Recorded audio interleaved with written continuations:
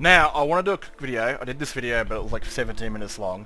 I want to be quick. Now, the guys that are making this chapter have announced that this is a Daedric Prince. Her name's Athelia, right? Her name's Athelia. She's got dire consequences for Tamriel because no doubt the mortals probably would have helped lock her away since the Demora unlocked her at an Ayleid ruin. Now, that's not it. That's not the reason for this video, because she is a Daedric Prince. Yeah, that's pretty cool. They're adding an entirely new Daedric Prince. They've actually worked with BGS for this one. And it's like, you know, how are they going to put this Daedric Prince to sleep? Maybe she might be the... Nah, it's doubtful that BGS will use her as the next Daedric Prince to annoy Elder Scrolls 6. But how do they put this Daedric Prince to sleep is kind of the interesting aspect of... She's not known in Skyrim, and that's 1,000 years after the Elder Scrolls Online. So how are they going to manage to put her back to sleep without no one knowing about her? Now, that's the cool thing about this. The cool thing about this is Cyrodiils past. As you can see, this is Skingrad, right? Great fields, trees, little bits of forest.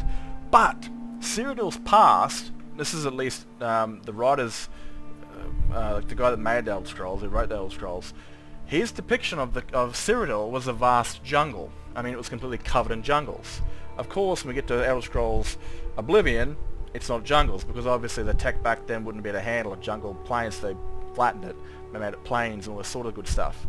And I like that, because I like the way Cyrodiil looks. I'm not too sure if I'd be a big fan of it being a massive jungle.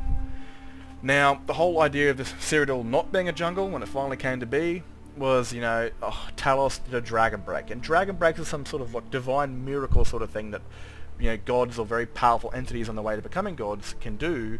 Probably why they made him a ninth divine or whatever. They can create a Dragonbreak which retcons history, rewrites it, and pretty much it's a retcon of a retcon, because Bethesda couldn't do a jungle, so they retconned the past with a retcon magical spell that pretty much removed history. You know, that Talos was in this Dragonbreak and he decided to remove the jungles of Cyrodiil and replace them with plains and beautiful fields and rocky mountains and stuff like that. You know, that Talos basically rewrote the past. But in like Ayleid books or so, Cyrodiil is described as a jungle, even though it's not when you get there. Or you play it in Elder Scrolls Online, which is 1,000 years, 800 years before Oblivion. So, why? And I think the team here at ZeniMax Online are actually going to retcon the retcon of the retcon. What I mean, they're going to remove the whole idea that Talos did a Dragonbreak and reset the timeline. Because at the very trailer release soon, which you're going to spot, watch the vines crawl up the thing. That's the Daedric Prince that escaped, right? She is creating vines. Now, I want to skip a little bit ahead, and we're going to have some of the heads of like ZeniMax that sort of talking about a certain thing. In our time, a dense jungle has suddenly appeared overnight along the Valenwyn border, and the whole region is suffering from a rise in attacks from a mysterious new kind of Daedra. So, a vast jungle has appeared overnight. What does that, sound like? It sounds like Cyrodiil's past, how it was completely covered in jungles. I think this new Daedric Prince is to fix the retcon of Cyrodiil being a jungle. You know, that it's, that this prince was the reason why Cyrodiil was covered in the jungle. And maybe the Ayleids, agreed with certain different gods or different Daedra that she was dangerous, and they helped these Daedra lock her away and return, and her jungle disappeared. Maybe the jungle was overcoming their cities or breaking into their underground cities or whatever, and the Ayleids helped lock her away. And the reason, I think, they say this new Daedric Prince has dire consequences for the people of Tamriel. Maybe because the Ayleids were mortal and they betrayed her, and she's been locked away for so long, and she is fucking pissed. There's so many things this reminds me of. Like, there's something in the back of my head, like a movie or a show, where someone was locked away. You know what that actually reminds me of? It reminds me of Lucifer, where the Netflix show, where Lucifer's mother gets loose, and she was locked away, and she's causing a bit of havoc, and they got to send her back to her own sort of galaxy realm or whatever.